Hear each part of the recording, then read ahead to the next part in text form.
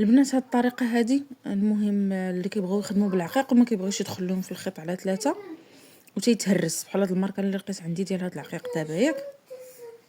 عندي الخيط على 3 خدامه بالبره النمره 5 ياك. شديت واحد خيط باش كنشبو عادي. هانتوما درت فيه هاد الخريصه هادي هنا، درتو على 2 تكون هاد البلاصه هنا مسدوده. دخلت فيها العقيق هانتوما كتشوفوا بزاف، المهم دخلوا الجهد اللي بغيتو. كنبقى خدامه البلاصه اللي بغيت ندخل فيها عقيقه، كنجي لهنا هانتوما البره كندخلها في هاد الخرصه هادي، كنخرج البره من الخيط هانتوما شوفوا كندير لها هكا، كنجر عقيقه شفتوا، كندوزها للخيط اللي عندي ديال 3، كنخرج وندخل البره النمره 5. هي ماشي عمليه 100%، ولكن المهم كتفكك ديك.